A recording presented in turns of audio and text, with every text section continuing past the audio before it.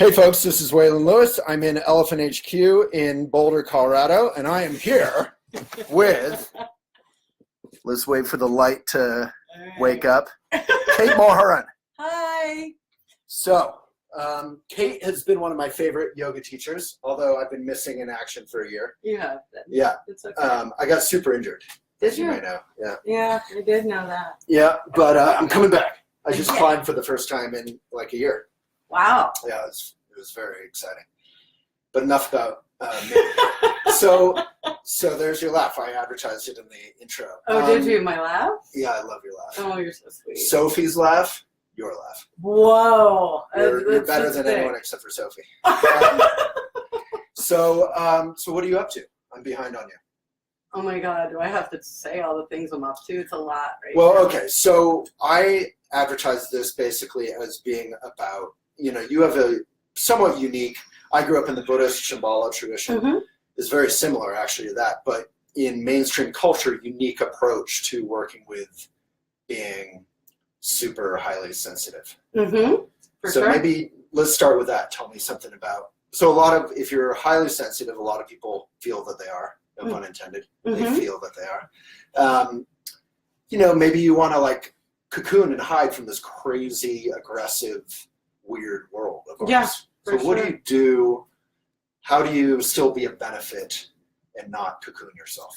Well, let me backtrack a little bit. Sure. Because I think it's super important to talk about me personally, how I even found out that I was, when someone used the language that I'm sensitive, it brought relief to me.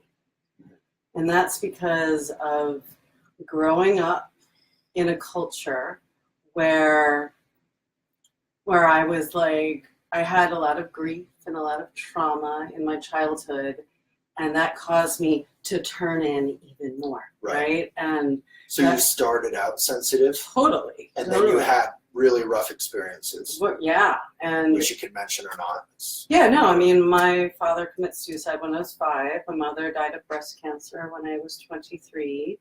I've had sexual trauma. I've had, I could keep on going, but it's just being a human in this way. Shit's gonna happen. Sorry, I'm not allowed to swear. No, you are. Yeah. Okay. And as someone that just kept on piling this trauma after trauma, that there's a shell that starts to wrap around you, and you become naturally. It's like a defense mechanism, right? Of course. You go through that. I mean, that stuff is tough stuff, especially for everybody has it though. Here's the deal: is that everybody has some sort of traumatic experience of being a human in this world. Yeah. And no one gives the vocabulary or the responsibility to owning that, oh, I feel sensitive. Oh, this situation doesn't work for me. Oh, I'm overstimulated. Oh, all of these things we're supposed to keep on pushing through. That's the language of you just keep on pushing through. And it's a kind of macho approach. Well, yeah, for sure. It's been this super, it's been this balance between the super masculine or now super feminine. And honestly, I mean, I'm sure we're going to get there to working through the nature ways. You want there to be a balance between the masculine and the feminine, and having a balance and equanimity between the two, and not to be so over the top with one and so over top the other, and then we're having this conflict of being super feminine or being super masculine, and there's no balance or harmony, at least. Because some people naturally can be more masculine, less feminine, more feminine, less masculine. I'm certainly more feminine in many ways than many men. I was raised by a single mom, that sort of thing, and that's fine. That's great. Yeah. But as a society, in this Me Too moment, we're seeing the lack of harmony. In fact, the blatant lack of harmony for the many millennia, but at least last few decades particularly. Oh, for sure. I mean, but when you do not have harmony within, right, there will be no harmony without, outward. And then that continues. Without harmony within, there will not be harmony without. that we got. Right. Yes. Okay. So to backtrack, Yeah. so we got caught off just because I just want to get quite clear with Sure. when I was going through my moment of if I even want to be in this life. Yeah. You know, I don't blame yeah. I mean, that's heavy stuff. Well, it is heavy stuff, and I don't meet many people who haven't had those moments of like, I can't do this anymore. Yeah. I don't want to do this anymore. And that's so real. That's so real to feel into this. And then that again creates the shell of the overload and the almost intoxication of like so much stimulation coming out that you do just want to keep on hiding. I then met my teacher, Miss Trudy, and I remember sitting with her for the very first session, and I was just like, I was so sick, I'd almost died with a 30/40 blood pressure because parasites, overstimulation of a lot of my gifts and talents, and I ended up with her, and she just looked at me and said, "Dear, you're just sensitive." And I was like, what does that even mean? What do you, I know I'm sensitive, but then I started to research more about what does sensitivity even mean. If you track as a sensitive, you most likely are tracking that you emotionally feel what other people are feeling. Mm-hmm. That's sensitive. Right. And that's where that empath term, which is boom, right there, perennial subject on Elephant, comes out of, and also obviously the word empathetic. Mm-hmm. A troubling issue on Elephant, Mm-hmm. for myself as an editor-in-chief and a Buddhist, is that empath often becomes the stark opposite of empathetic. Because you're so deeply feeling, you want to retreat from that, and then you stop caring about others, not because you don't care, but because you're just trying to preserve your sense of Mm-hmm. just being able to get up in the morning. Truth. And you can't necessarily be a benefit if you can't be empathetic. So how do you, I mean, I'm probably skipping ahead again. Yeah, it's just what we're going to do. But the riddle of this is, how can you be an empath, or how can you be highly sensitive, and remain open to this vulnerable in a strong way to this world? Well, there's so many ways I could answer this. I have like 7 I'm ready for all of them. paths to go down. You know, there are ways in which, and that's why this work through Earthways Yoga, which is your yoga path. Yeah. You know, and that yoga just came out of the journey of my own personal journey of the 8 years of teaching yoga, and working with these nature ways started to heal me and create balance within me, which then started blending into the yoga that I was teaching. Right. And then it created itself, essentially. Right. But these ways of finding an internal balance of strength as a sensitive being, the stronger that you can start to create your mind, body, and essence, mind, body, soul, that these 3 start to communicate in a deeper and more cohesive nature internally. And there's so much fighting that goes wrong, right? Like your mind can over control your heart. Your heart gets so hurt that it clenches, right? Because now your mind's going to over control. And sometimes we have no relation to our body. So our mind, body, and essence, we want in more of a communication of balance. And that's why for these ways of blending and learning how to find an equality between all 3, that starts to soften any of the armor that you tend to have from the hurt and the destruction. It's probably a dog. It is a dog. Yeah, it's fine. And so that starts to build a softness within, but then a strengthening within starts to allow any sensitivity that you might be getting overloaded by other people's emotions, other people's agendas to come at you. When you have a strong resource internally, it doesn't matter so much what comes at you.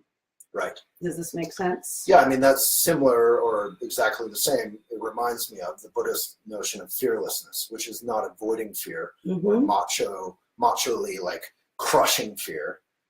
Like there's some skateboarding or something brand called like, I forget what it's called, but it's something like fuck fear.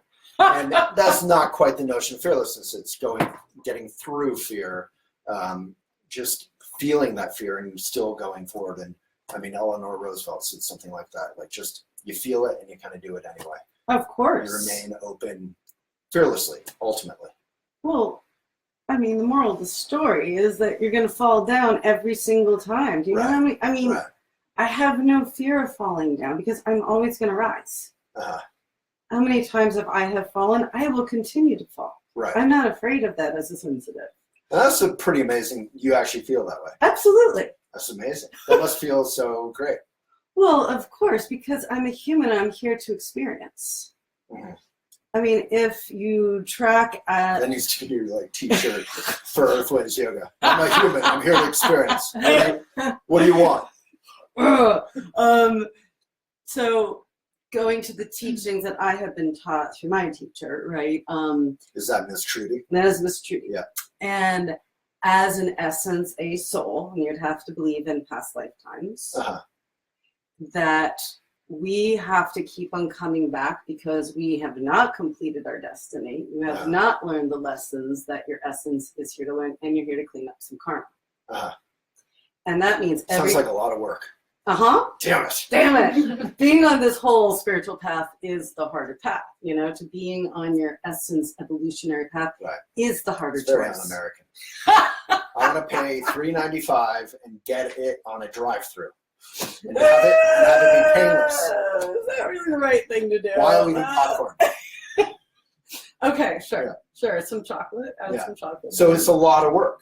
So you've had to do a ton of work to get to that fearless... For sure. I mean, here's how I feel about this, is that I was on a different track. You know, I had a whole different life that I was going on. And there was a moment where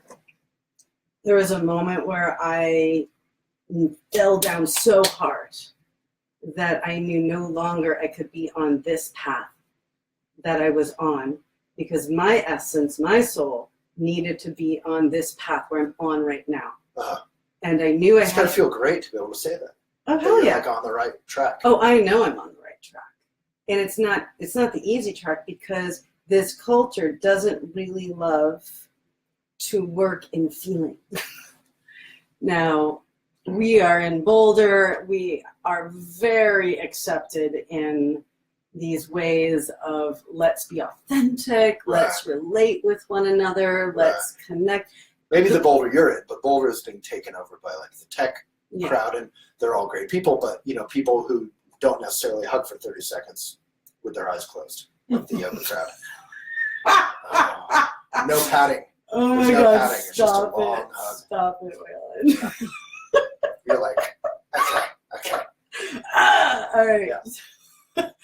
All right, let me get back to this. So the essence is here to complete a destiny. Now, there's not one person on... The essence, your soul, your fundamental being, is that kind of what you're referring to, the soul? Your fundamental being is here to complete a journey that it had agreements and contracts to come here to complete.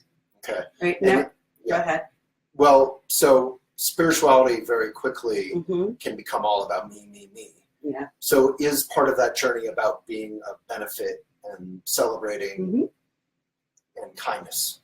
Of course. And it may sound like an obvious answer, yes, but very often that is the downfall of the spiritual path of the empath. The spiritual materialism thing is it starts being about, you know, trying to ward off any pain and just hold pleasure and kind of get it, you know, the gated community spirituality. Okay, so now we're going to go deeper on this one. Because there's so much, and I might trigger some people, but there's so much. You warned them. There's so much of our spiritual communities that are so far out here. What does that mean? More intellectual, more mind-based? More mind-based, more up in the clouds, like we are all one. Right. Oops, I'm probably upsetting so many people. So, but no, the people who are all one don't get upset because it's all part of one. Your essence, according to the teachings, is just one way, right? There's so many ways, right? Okay. This is the one way that hugged into my being as being real and helped me evolve. Okay. Is that for me to be in body and not so far out there, for me to be in body, in communication, to feeling the pain, to feeling these spaces that I need to work with and move through, I then have a chance of my essence, my soul, to evolve to another layer that aligns me into a way that I can walk stronger in this life. So meaning, like, I've had a ton of grief. Yeah. And if I keep on trying to numb out so I can't feel that grief, there's a clenching in my heart, there's a clenching in my physical body that hasn't been able to release that. And you haven't processed it because you just tuned out. We just tune out, right? Yeah. We tune out with, we tune out with drugs and alcohol. We tune out with Drugs sugar. and alcohol? Drugs. That's weird. Yeah, drugs. Yeah. Those rugs. Yeah. Great Persian rugs. Right. So you're stressed out on a low level or a profound level, and you tune out into Netflix or food or drugs or alcohol or relationships or whatever we do. Oh, yeah. It's a natural thing for many of us to do. I mean, all of us. All of us, me included, right? Yeah.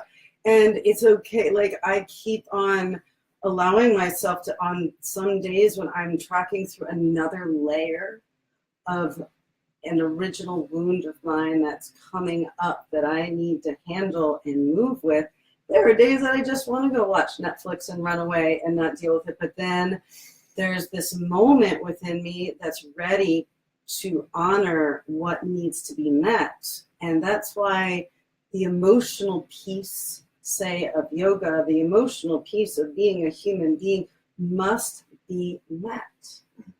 Because when we keep on hiding from processing what's real and authentic within you, we are keeping on numbing out and keeping ourselves stuck in patterns that you don't have to be stuck in.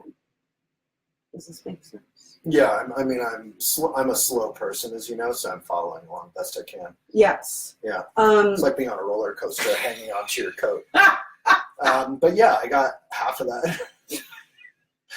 And that's when I met this work of really embodying, like, physically being in my roots and physically feeling my heart and how the root must be met by the heart, and to have clarity in the head, right? This whole line. Yeah.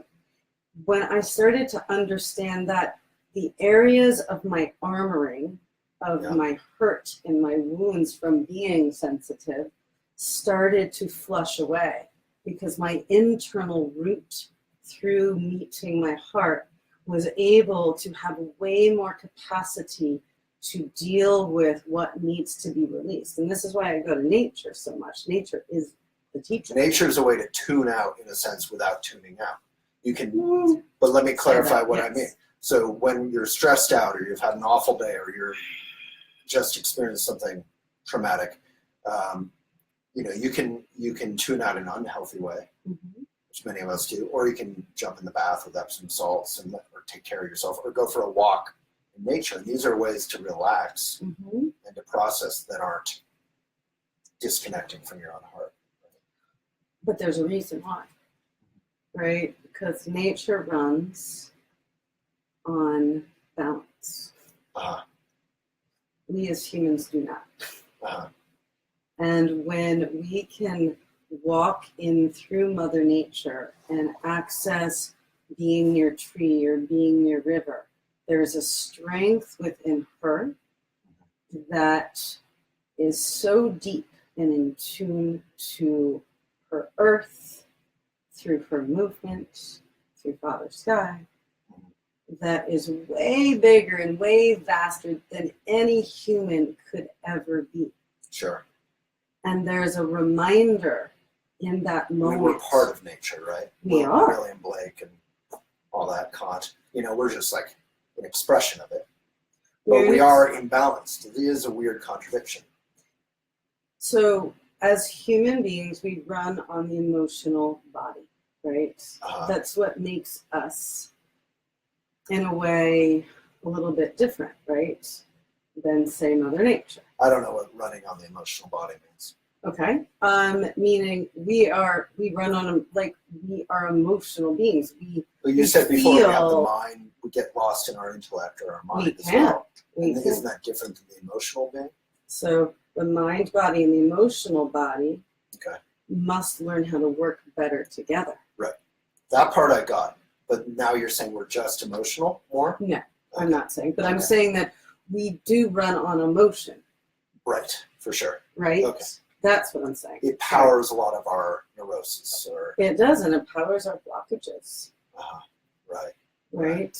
Because it keeps them strong. Well, it does, and it just depends on, like, what is your original wound, if you had one, right? What is something that triggers you? Yeah. And it's going to trigger you each time. Yeah. And it's going to cause you to clench in your physical body. And but even if we don't have this epic trauma that some of us have experienced, we can still be incredibly sensitive, empathetic, empaths. Like compared with your story, I had a pretty, like, not a great father situation, but, like, I had the best mom ever. I had a pretty nice little childhood with my mom. Good education, safe street, like pretty good. But there's still a level of that neurosis and that all the stuff you're talking about. So it's almost like it just arises from being human. Boom. Right. Bam. Boom.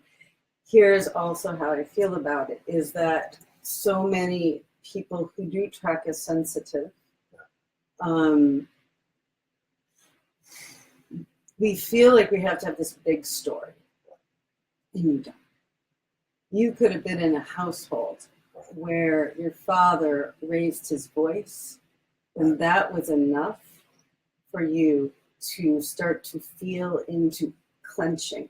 Right? Ooh, that's scary for me. I'm going to go off into my bedroom as a 5-year-old. And that's a powerful thing, because there is this, like, level of credentials within the sort of empath articles that you read on Elephant and elsewhere, where people are almost like one-upping each other in terms of, like, well, your story is awful, but this is like, I really want to throw that out the door, because that just, every person has their story, has their experience, and that's enough.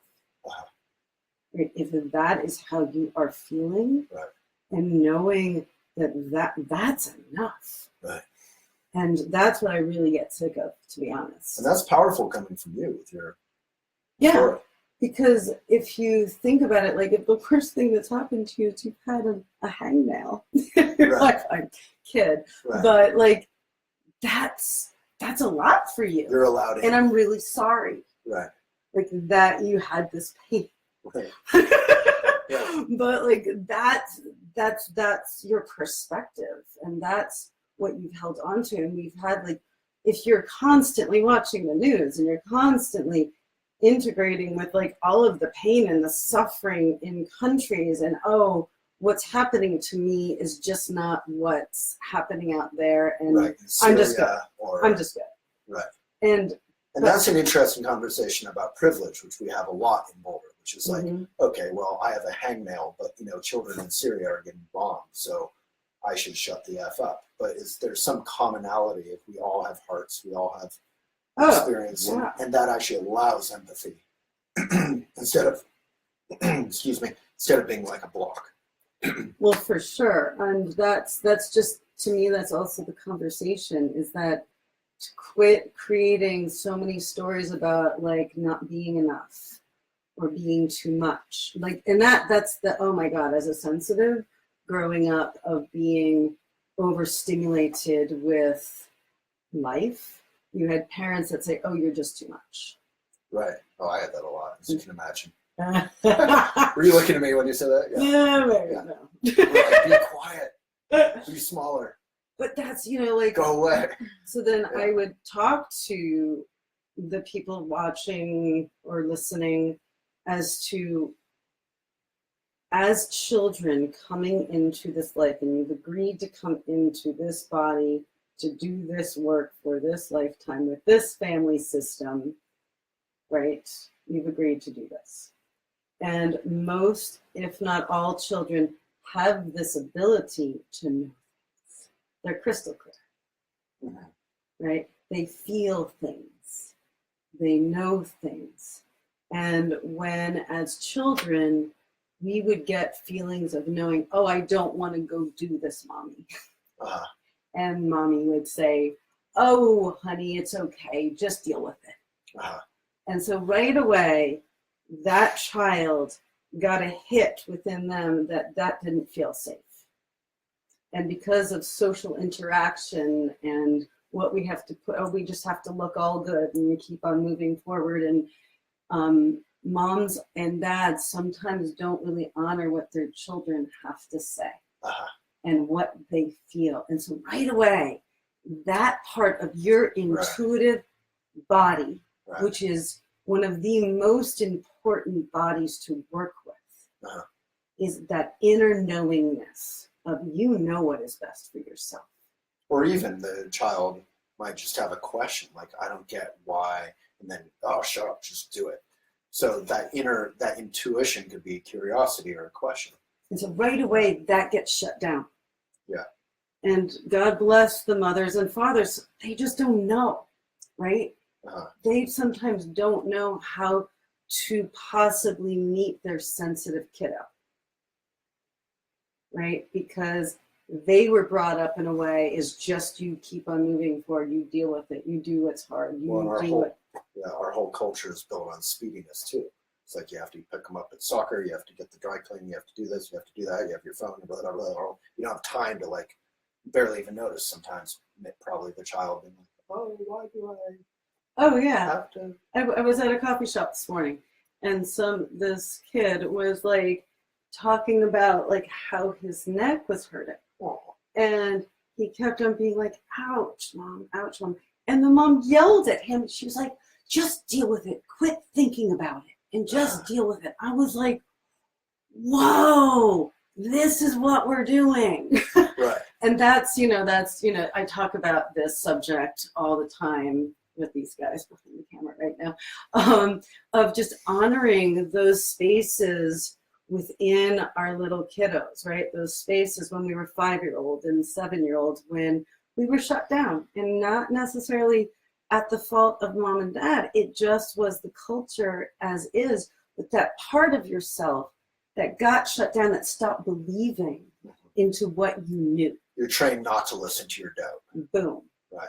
But you as a parent or as any adult with children in this context, you can listen to them and respect them without, this isn't necessarily, I can feel like the John Wayneism in our society being like, yeah, but life is rough and you have to prepare children for that. But the way you prepare them for that is to listen to them and respect them, and they can listen. And, the best thing you could want for your child is to be able to trust them, to be able to handle themselves on their own independently. And you can only do that if they're trained to listen to themselves, right? And, and I just had a conversation with someone recently who's a young mom, and she's going through transferring, no longer having them sleep in the bed with them. Anyway, we won't go there. But point being is that we're training our kids to be so sheltered. Right. It doesn't have to be the other extreme of they can't handle handle the house. Right. They can handle it. Yeah. I see children in my practice. I work with 10-year-olds and 12-year-olds. In yoga or other stuff? Private, one-on-one. And they are so wise and they are so clear and they have so much wisdom. We are not listening enough to them. And this is where it all comes from, is your part of yourself that was this younger child like going back and watching these kids now, it's like I want to be able to help them at this point to believe in their intuitive hits, that they know what is best for themselves, and to honor needing that, because right now I have 30, 40, 50, 60-year-olds in my class who got shut down at that age.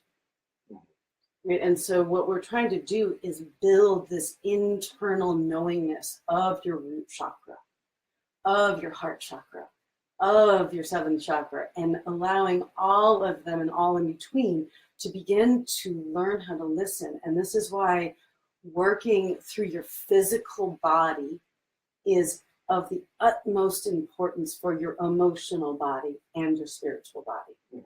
And these three layers have to learn how to work together, and they can't be in separation. I believe this in the depth of my being, because I've seen it work with me. You know, I've seen when I don't allow my emotional and physical to meet in a place that I might hit something in yoga, not hit, but I might feel something into my yoga and I want to cry, I'm going to cry. Right? I'm not going to necessarily hold that back, because once it's just energy. Right? It's just like this held piece of resistance that we carry in our physical body, that the emotional body needs to be met. They are of the same.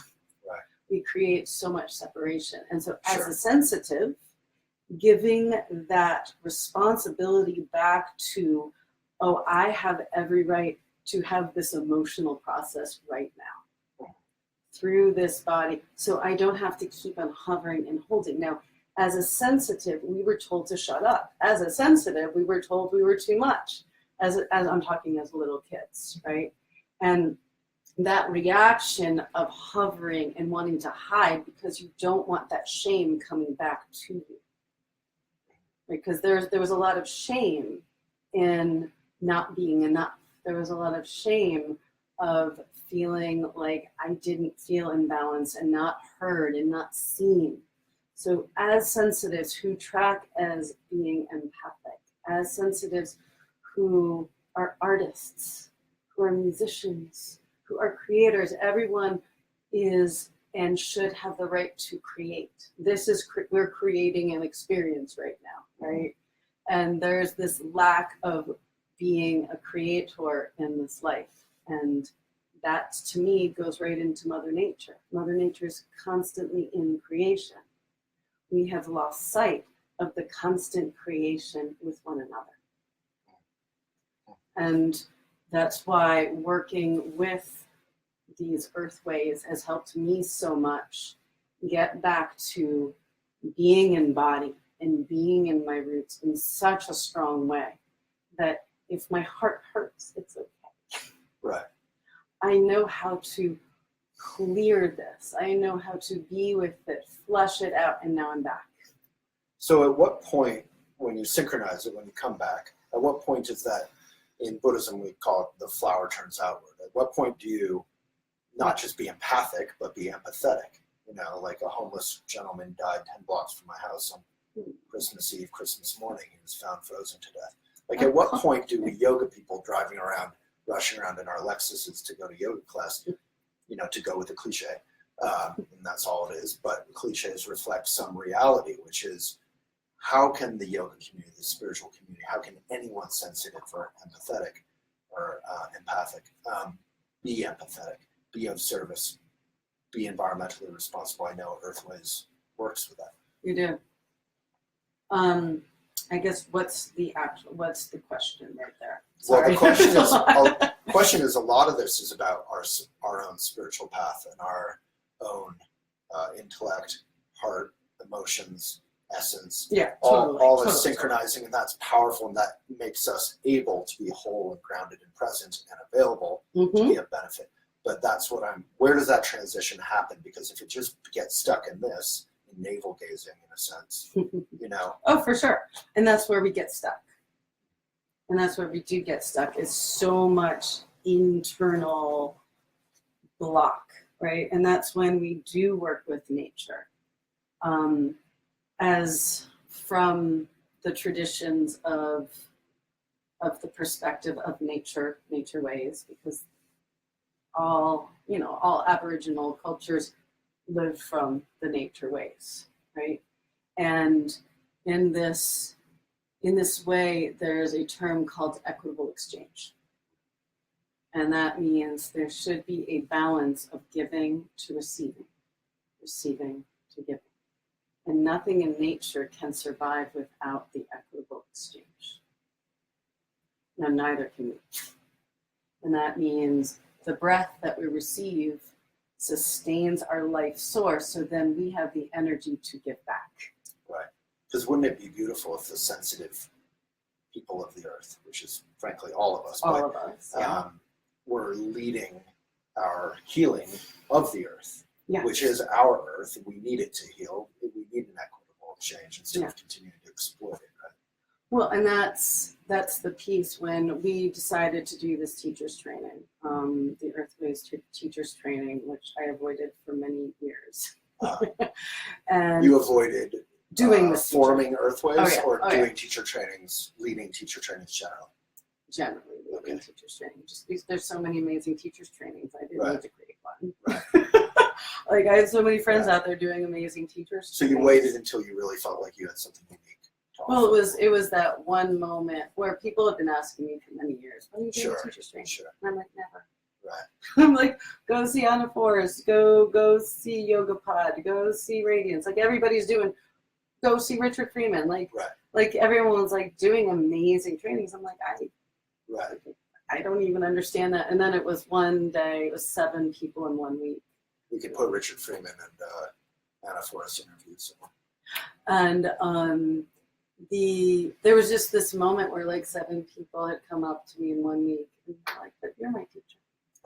And it was just like this, oh dear. Yeah. So I went back to my teacher because she had originally told me that this was to be. That you would form your own thing. Yeah.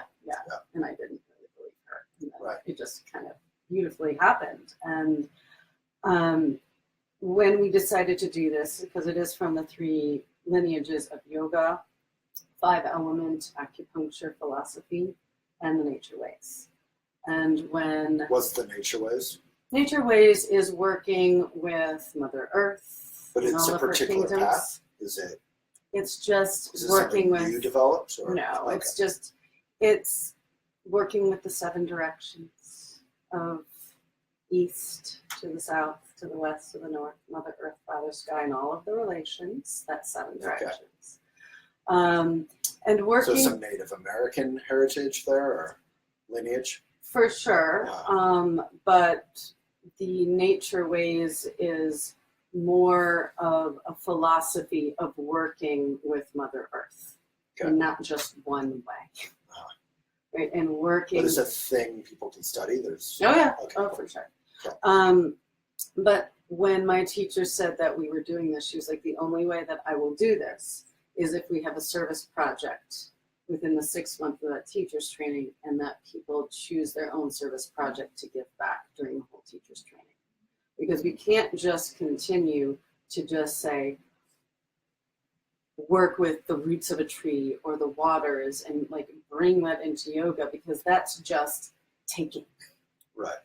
We have to learn how to give back. Yeah. And when we give back, we're enriched further. Right? Oh my God. Yeah. Oh my God. I mean, if you could see, we just did our first teacher's training last year, and oh my God, amazing. Like everybody's projects. We built a compost toilet on the farm that we do the teacher's training on, which is so super cool. Yeah. And that we did a video on poop. You can put that on. No, it was like the coolest video I've ever done. I had no expectations for this interview with this professor of poop or something. And it was so profound when you actually learn about how we're destroying our planet like needlessly. Like it can all be an ecosystem, a cycle. Oh my God. There's so many people stepping up right now. This is such exciting times. It really is. Because and I would say that one of the We're also just open the Arctic National Refuge. I mean, I know. There's shit out there, dude. It's a lot. There's a lot. There's a lot. But there's a lot of good and bad, but with the bad, there's so much good rising. You know, there's like people who are no longer going to stand for it. So there are people rising to make a difference. Yeah. You know, Yeah. and I think there is a tendency to say, well, only 42% of Americans voted, so Donald J. Trump was able to become president. But the wonderful thing that happened because of that is so many people rise. And you're like, yes, but in the meantime, he's going to ravage the earth. Yeah. He does have basically a nuclear button. There's a lot of real results from us not participating in a kind of way. Agreed. And it's real. Right? It's real. And to me, real. that's like... We have a sexual abuser. Yeah. Oh, sorry, folks. Gross. Yeah. In the Oval Office. Yeah. Agreed. Such agreement on that. And that's why we have to learn internally how to deal with what's real within our own bodies. Right. Okay? Because there's so much of all one, love, I'm all good, right. Affirmations, right. Love it. Yeah. But if you cannot deal internally with what is going on through your physical body, through your emotional body, through whether you're connected right. through your spiritual being, through this whole body, what I would call your earth internally, right. is how I would speak to it in a yoga class. It's like, right. This is your earth. Right. Because we relate personally, because when you can relate personally, one of my favorite things was when I started bringing in these earthways into class and guiding people through like working with tree, through their body, through their breath, or working through water, through their body, through their breath. The amount of beautiful texts and Facebook messages I would get after class is because they worked so deeply internally through this 90-minute practice with me. They went straight to nature. And they had this beautiful experience of deepening their relationship to the waters of river or to a tree, because they had this personal connection within their own selves of feeling stronger. And then they had this relationship. And to me, this is what we're doing. We're bridging the relationship of human and nature through your own body, which then wants you to do stronger work out there in the world. That is the goal. Not just out in the world, in the yoga studio. Right? For sure. And 85% of yoga mats are PVC, right? Polyvinyl chloride. Yeah. No on vinyl, and that's final. Hot yoga takes an immense amount of energy. How many yoga studios are solar powered? Hopefully many, but not many. That I know of, not in Boulder. Yeah. So that's a great point. But that's going with what you were saying. Is you start with your body. You start with your like in Trungpa Rinpoche, the Buddhist guy would say, you start with your kitchen sink level of being a human being. So if you can't do your dishes or have a peaceful, loving, domestic situation, then maybe skip protesting something until you can, start at home. You got to start at home because... But don't end there, No, don't end there. And so I think you brought this way back when in our conversation is like, we tend to be such like an I culture. Right. Me culture. So, I love America, but it's so American. It's like, what can yoga do for me? What can throw it into the... But we all have to start somewhere. Sure. Right? And we have to understand, like, we're all going to get to this path on our own, through our own way. Yeah. There's not one right path to get there, but you do, all I care is that you get there. Right. Right? And I'm not for everybody. I shouldn't be, right? There's so many beautiful teachers in Boulder, in this nation, that people will relate better to another than say me. And I'm okay with that. Because what I want to have happen in this world is that once you find a greater balance within your mind, body, and essence to find a cohesive acceptance to who you are and be able to move from there, you will find a way more balance. What starts to come to you when you're in balance, balanced people start to come to you. When you're out of balance, what comes at you? Things of imbalance. But that logic also is all over like elephant and Instagram stuff. And it's dangerous to me because the idea is that when I'm in balance, all the toxic people will go away. It's like true. we don't, from a Buddhist point of view, we don't want to ignore toxic people. We're all toxic in varying degrees. Some are seriously toxic, but again, we don't want a gated community of spirituality. We actually we can fearlessly work with the world, happy or sad, good or bad, and try to be kind. Well, of course, right? Because we don't just want cool people who have all their shit together to be around us and ignore everyone else. No, because that's not real. Yeah, and that's what our society does. We push old people into I mean, you can get me started on homeless. this right We now. barely see them. The prisons in Boulder where they're beating on this mentally ill guy until he gouges his eyes out. This is in Boulder. Like, we ignore people who aren't seemingly, together. So yeah, I love that you're saying in bringing this because, again, that can create a space that you're really not doing work. Right. And what I mean by that is that we do have to deal with what is ugly or under the rocks that we don't like to look at. Right, and it's not even ugly No, it's we not dealt ugly. with our own. Yeah. No, I'm not saying you said that, but Probably we view our own stuff as ugly. But once you make friends with it, you realize it's not ugly. It's just shame. It's just this, just that, and then you're not horrified by other people's ugliness or so-called ugliness. And to speak to being sensitive, and I really do want to bring this up, is that yes, we might be a little bit more vulnerable to feeling deeper than maybe some other people, right? And as being sensitive, we need a little bit more space. We need a little bit more work with boundaries. We need a little bit more time to recharge. And that's when going into nature. And this is shifting from you need to go. And then you're like so far going that you're not pausing into how am I doing? What do I need? Do I love these people that are around me right now? When you're in this greater balance to what your needs are, you can actually have a bigger chance to say no and be accepted by saying this doesn't work for me right now. And we're so used to people pleasing and needing to be more and just showing up more for others because everyone's telling us this is what we need to do to be a success in this world. And when you are sensitive and you feel deeply and you feel more, we can live in this world, but you have to start create way more space to retreat, way more space to recharge, to let your day go. So, and this is when, we work in nature through what I just talked about before with the 7 directions. When the sun is setting, which is the direction of the west, this is where you would release your day's work. I am done. It is done for today. And I turn to the north for my night's rest.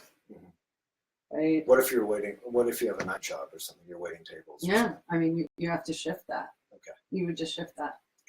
There's so many, and this is why we have to learn how to be flexible. Right? Like bamboo, right? Right. Be flexible. Right. Not everything, and that's when what I would say living by circle means. Living by circle means there's an equality that lives within circle. That means that you have to continually reassess as to where are you today? It doesn't have to be so square. It doesn't have to be so rigid. There's a circle of a continuum of flow. And when you can continue to not be so rigid in how things have to be, right. When things don't work out the way you need them to be, right. You need to reassess, step back, inhale, exhale, come back to you, mind, body, and essence, physical, emotional, spiritual. These are the layers, right? Of checking in where you're at today, what's going to work for me today. And there are times where we have to do things that don't work for us. but you know how to show up in a way that as a sensitive being, you can be met in a way that I have boundaries, right? And learning how to, in my class anyway, we work with clearing and shielding through the rainbow. Working with constantly wanting to clear what you don't need to necessarily carry into your next moment. And you know, there's a little bit about social media, a lot of it, and working on the internet. And when you're sensitive, you can get so depleted, right? And it's that constant other people's thoughts. And I mean, I'm obviously having my opinions. One person's opinion. Right. That's it. Right. It's not the end all. It's just what has worked for me and my healing and my evolution. This is my contribution. Right. Back into the world of what has worked for me. It might not work for you. Yeah. That's okay. Yeah.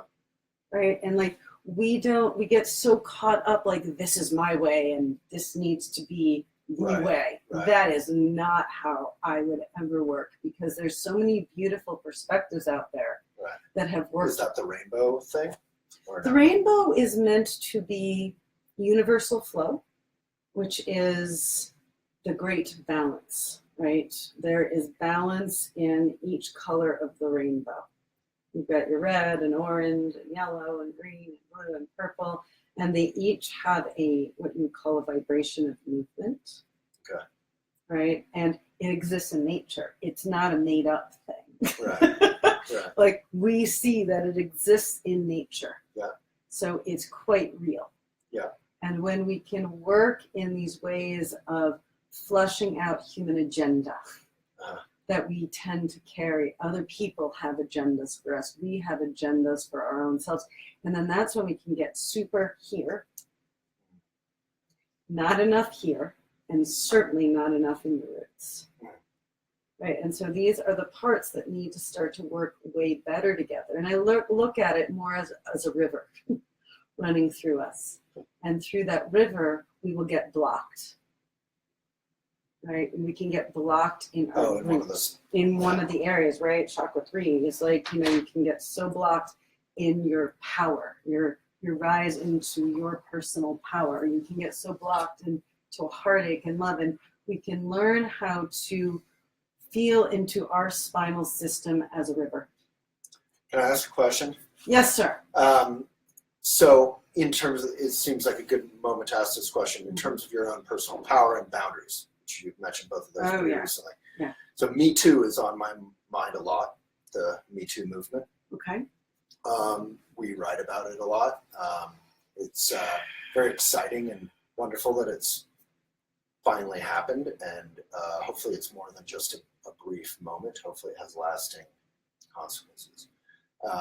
But for those who, I don't even know quite what to ask, but for those who maybe aren't good at establishing their own boundaries or feeling their own power, and they feel like they're under either, you know, modest level to an extreme level of aggression or harassment.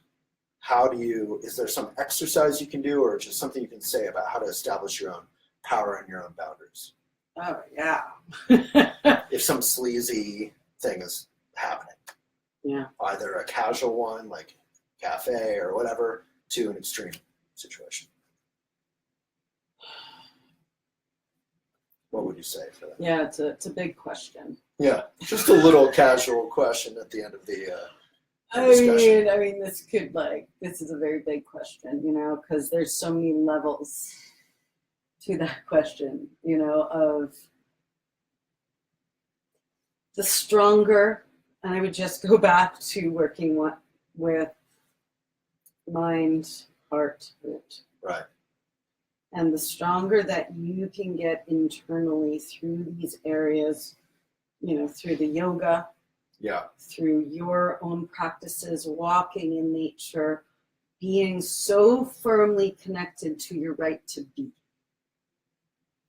Okay. And listening to your own concerns, listening to yourself, like you were talking about children, Mm-hmm. are almost taught the opposite, to Boom. ignore their own stuff. Yeah. But if you can raise a child or be a child who is raised to listen to your own stuff when something feels wrong, then you assert that. Then you assert that and you speak up. One of the biggest things that I have learned, I would say in the past couple of years, is being able to speak my truth and to being received by it. Because I felt as a sensitive, I never wanted to necessarily speak up so much because in my younger years, I was shamed for having that opinion.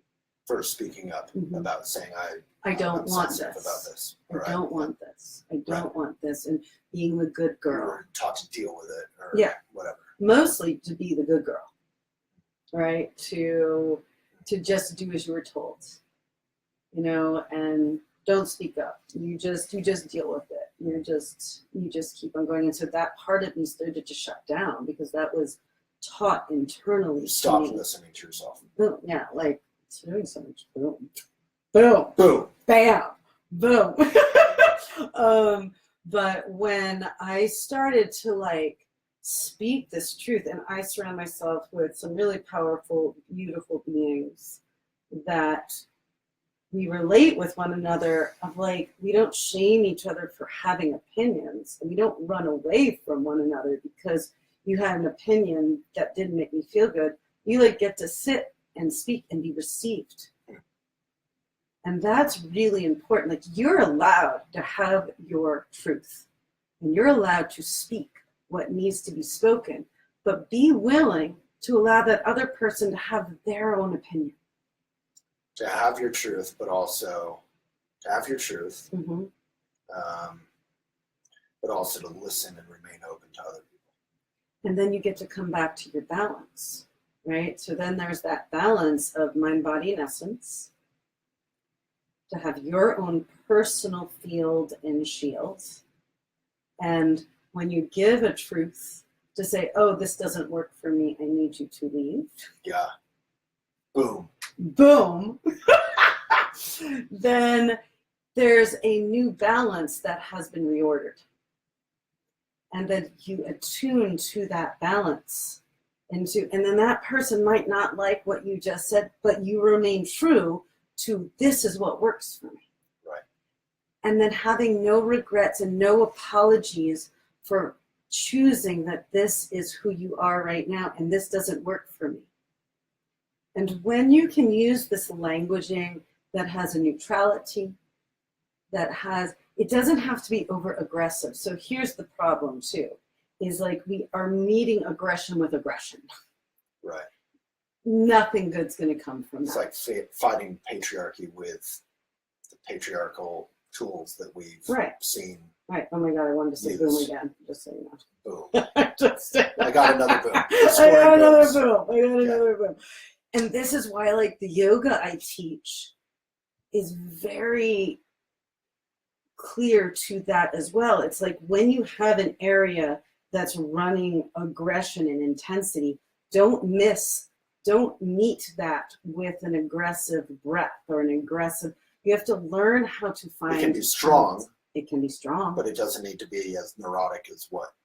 Yeah, because you're just going to continue to stay in that neurotic way of being, and we don't want that for anybody. Right. And that's it's just continuing to come back to your roots, and that's what again I teach internally is find your root. Always. Come from that grounded, rooted place. It doesn't matter what comes at you. Strong winds can come at you, right? This is the nature teaching. I mean, that's all I do is watch nature. I bring it within my own embodiment, and I teach my own self how to remain true and strong in my own internal being. Shit's gonna come at you no matter what. Right. No matter what. Right. And knowing that you're gonna be okay. Yeah. And you're gonna rise, you're gonna clear. Yeah. You know how to clear. Do not hide away from life. There's this quote, which I'm sure you know, that the ship is safe in port, but it's not built to stay in port. It's built for the rough seas. Yeah. Yeah, something like that. And that we just have to continue to keep on coming back to this internal system of strengthen your internal. And you'll be able to keep on clearing the layers that come at you. And you will be able to function as a sensitive in this culture. Right. But do not, I mean. And even transform the culture a little bit. But I choose to not do things, though. Here's the thing. It's like, I think we talked about this way back when. It's like when I started to honor my sensitivity and, you know, I stopped drinking, I stopped, you know, doing things that just didn't make me feel good. That meant there were certain people that didn't want to hang out with me anymore. Yeah. So that shifted Sure. where I was walking. I walked forward anyway. Right. And from walking forward anyway, new people came, because in that embracement of where I was in my balance, that's who showed up for me. And I think we started on that conversation in that way of like what you are running, what's going to show up for you. But then the cool thing is, this is the Bodhisattva path in Buddhism, is if you come from, like you mentioned, drinking, if you or someone was alcoholic, like I interviewed someone recently who had been homeless, who had been a prostitute, and who now was, through yoga and all this, doing work for, well, everyone, but including those populations, right?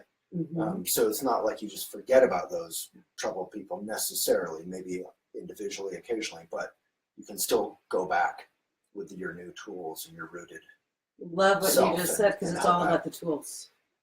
It's all about the tools, and that's all we're ever. Boom. Are you gonna hashtag boom there, Caitlin?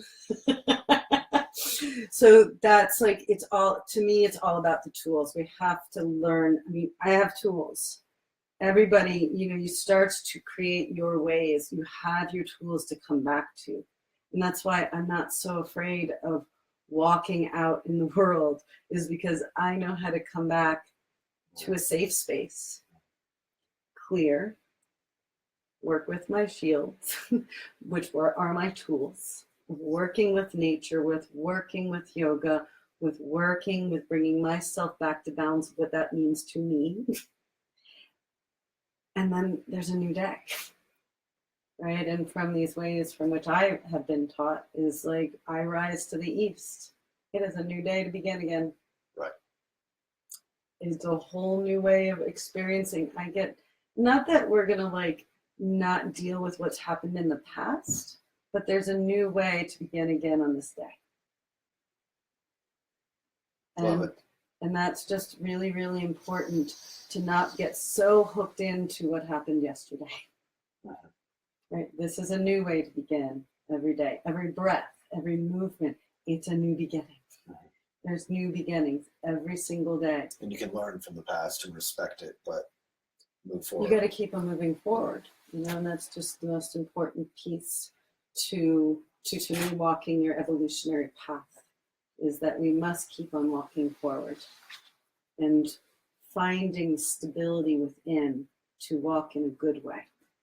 And to walk in a good way means that we honor our own balanced selves so we can do good work out there in the world. Because if you are, say, in particular me, if I'm not in a balanced way, I'm not going to feel real stable to go out there and teach a yoga class or help others in the way that people have come to me for help, in the way that I can help them, because I have certain gifts and talents. You have certain gifts and talents. Yeah. Everybody has gifts and talents. Yeah. And that's where we get so far off. It's like, I'm not good enough. I don't have gifts and talents. Everybody has gifts and talents. They may not feel ready, but they have them. They have them. Yeah. But it's learning how to find that balanced state within you. And that way you can rise to do the work you're here to do. Thanks to you. Thanks you. Oh, you're so sweet. I sure will. Yeah, it was great. Sorry we didn't get to all the comments or questions. There's a million of them. What's that? Aspiration. Yeah. So I should have started, but Aspiration, this whole video is made possible by one of our mindful sponsors, Do Well and Do Good, Aspiration, financial firm. Okay. They actually are using money to do good things in the world. Oh, Imagine yay. you can make interest on your checking account. No ATM fees ever, anywhere. Check them out. Link is in the comments. Thanks, everyone. Thank you. Give Kate a little smiley face emoticon or love. Thank you so much. Thank you, Waylon, so much.